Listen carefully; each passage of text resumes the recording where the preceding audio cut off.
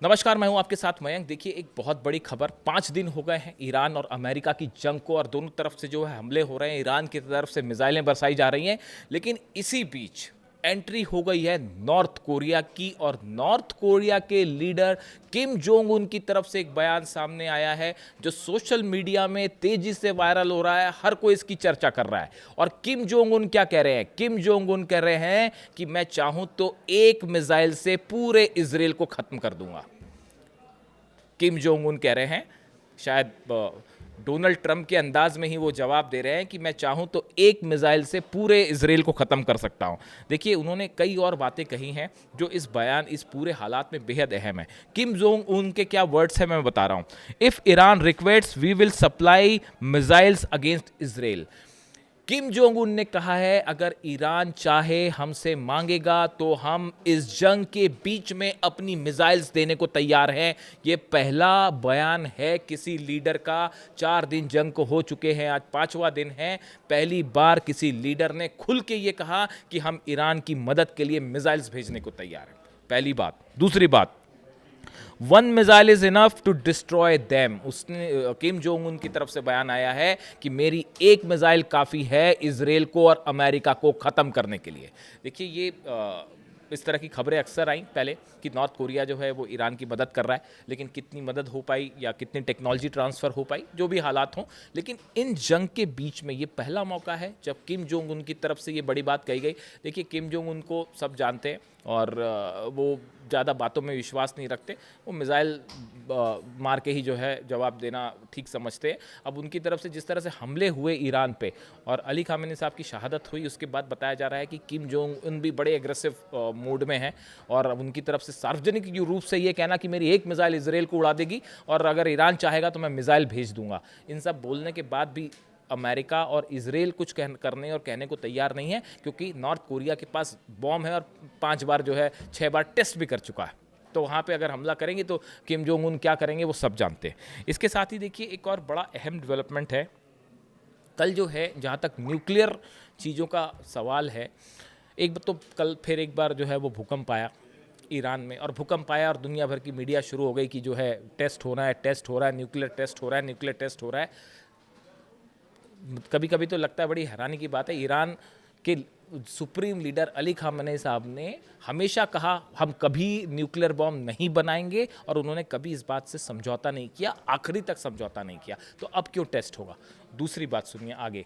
कल रूस के विदेश मंत्री लावरोव की तरफ से एक बयान आया। उन्होंने ये कहा, ईरान के पास न्यूक्लियर बम होने के कोई सबूत नहीं मिले।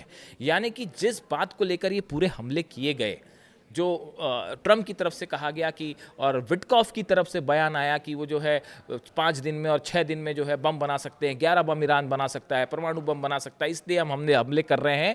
रूस की तरफ से कहा गया इसका कोई सबूत नहीं है कि ईरान न्यूक्लियर बम बना रहा था या उसके पास न्यूक्लियर बम है। यानी एक बार फिर अमेरिका जो है कोई इस तरह का सबूत अब तक नहीं दे पाया। यानी जिस तरह से हमले इराक पर किए गए, ये बहाना बना के कि वेपन्स ऑफ मास डिस्ट्रक्शन है, क्या इसी तरह का बहाना खोजा गया ईरान पर हमला करने के लिए?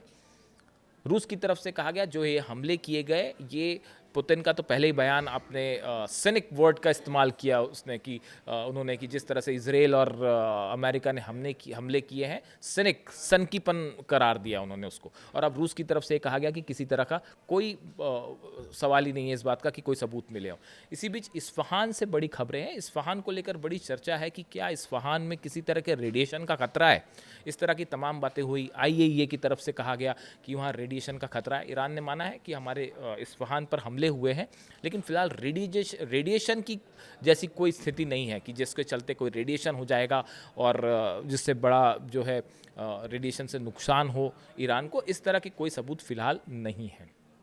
इसके साथ एक और डेवलपमेंट, एक और खबर, कई ड्रोन से बताया जाता है कि बीती रात इजराइल ने, बल्कि बीती शाम जो है, इजराइल की तरफ से कई ड्रोन अटैक की कोशिश की गई इस्फहान में। यानी कि इस्फहान के आसमान पे 2 ड्रोन अटैक्स थे जो कि वहाँ पे अटैक करने गए थे, उनको ईरान के एयर डिफेंस ने मार गिराया है। इस तरह की खबरें हैं। देखिए, इस्फहान पर हमले हो रहे हैं, लेकिन कई सारे एयर डिफेंस सिस्टम्स ऐसे हैं जो जिनकी लोकेशंस पता करना बेहद मुश्किल काम है। अंडरग्राउंड से उनमें से काफ़ी कई सारे, और इजराइल के ड्रोन्स मार गिराए गए इस्फहान में। ये बात कंफर्म है, मतलब इस सूत्रों से खबर नहीं है, कंफर्म खबर है कि कई ड्रोन्स जो हैं इस्फहान में गिराए गए जो वहाँ हमला करने गए थे। यानी देखिए कुल मिला के हालात ऐसे हैं कि एक ऐसी जंग है जिसमें अमेरिका और इजराइल कूद तो गए हैं।